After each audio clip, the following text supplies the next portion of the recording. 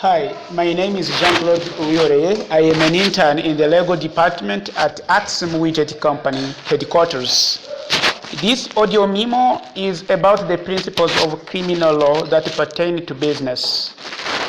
Every year, the law department sponsors Lego Palooza event, and Lego Palooza is a fun-filled event designed to help members of the community understand why law is important and how it affects their lives.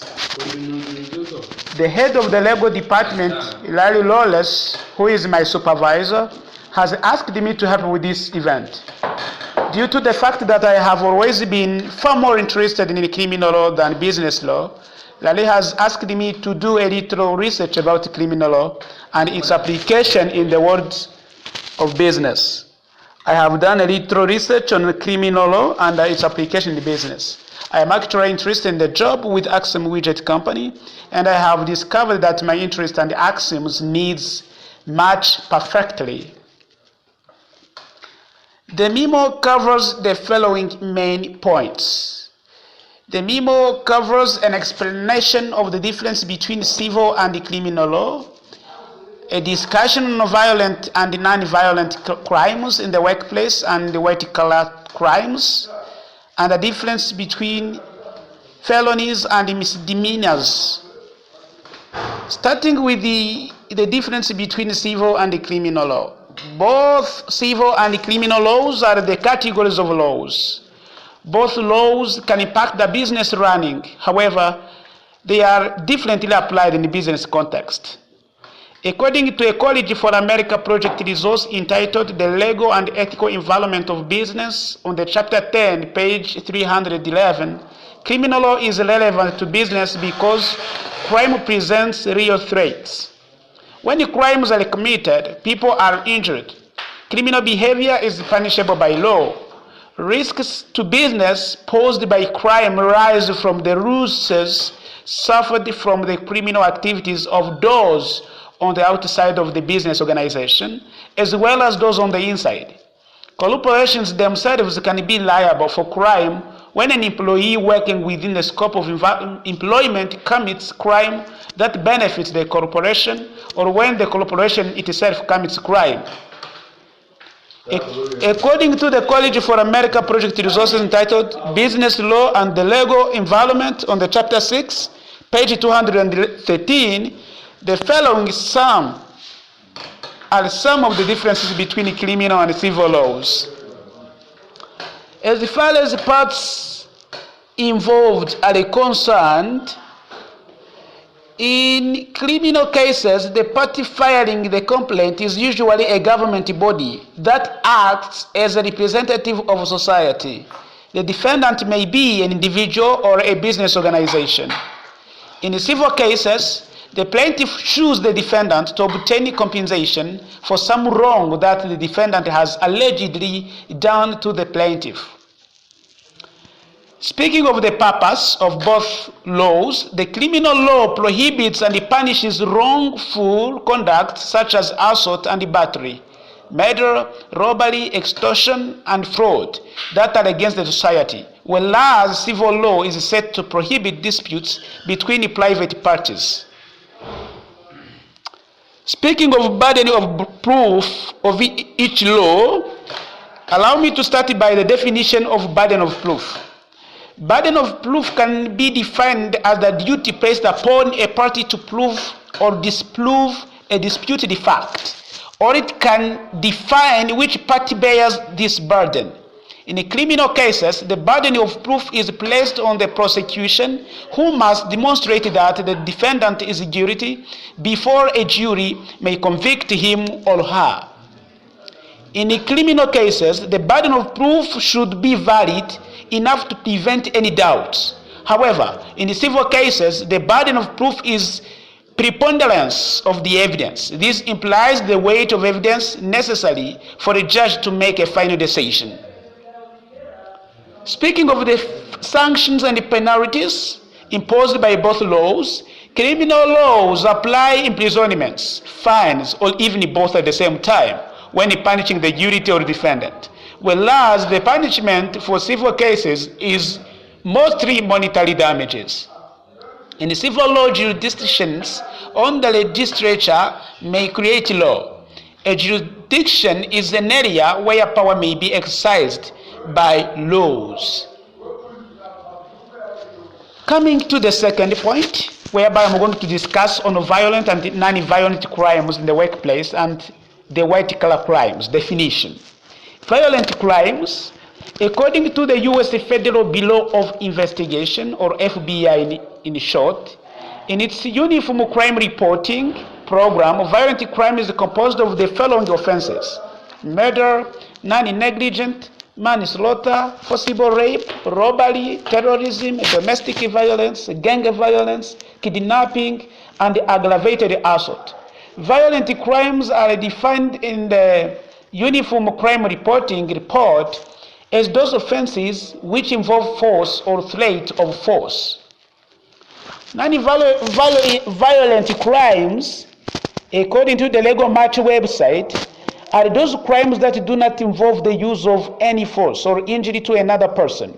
The seriousness of a non-violent crime is usually measured in terms of economic damage or loss to the victim. Most non-violent crimes involve some sort of property crimes, such as theft of personal property. In English law, larceny was replaced as a statutory crime by theft in 1968. The following are some common non-violent offenses that the business can experience.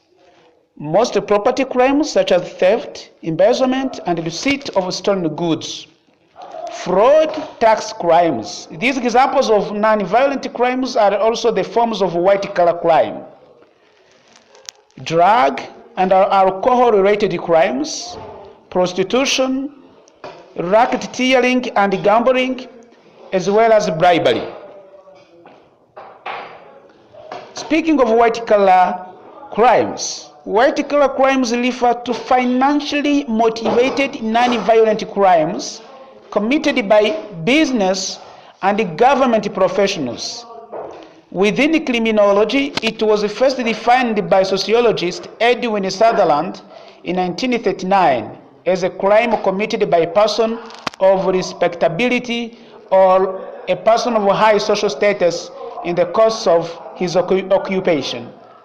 The FBI, or Federal Bureau of Investigation's corporate fraud investigations, primarily focus on the following activities: falsification of financial information that include false accounting entries and all misrepresentations of financial condition, fraudulent trades designed to inflate profits or hide losses, and illicit transactions designed to evade regulatory oversight.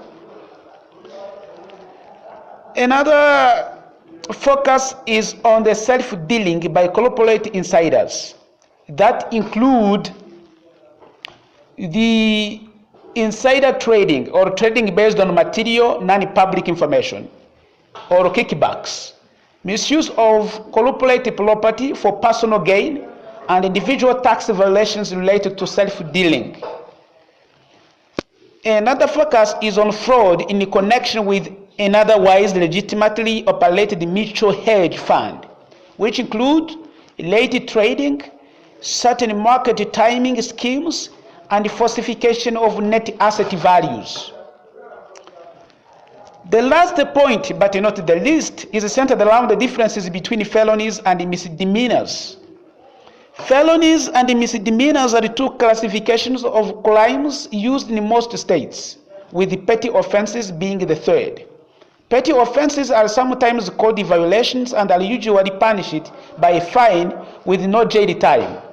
Understanding the difference between a felony and a misdemeanor can be critical in understanding charges against a person, terms of plea agreements, and potential punishments.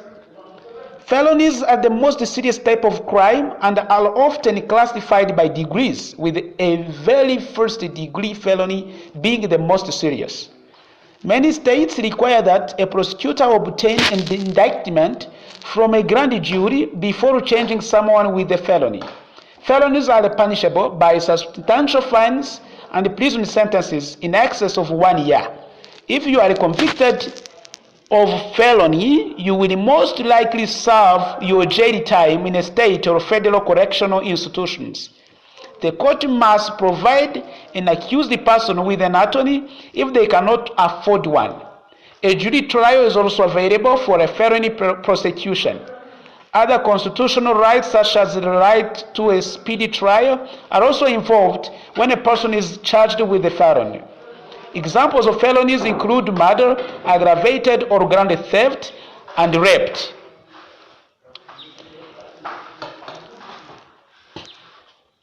A non-indictable offense regarding the U.S. and formerly in the United Kingdom is less serious than a felony. It is just a minor wrongdoing. HG.org Legal Resources website, misdemeanors are punished by more substantial fines and sometimes jail time, usually less than 1 year. Any jail term would most likely be served in a local or country jail, rather than a Senate or federal correctional institutions. Like the petty offense, misdemeanors are usually adjudicated in a shortened trial, where defendants do not have the right to court-appointed lawyers if they can't afford one. Jury trials can be available depending upon the type of misdemeanors alleged. Such misdemeanors crimes would be writing bad checks, perjury, or fraud. Thank you very much for your kind attention. The following is the references of all resources I visited.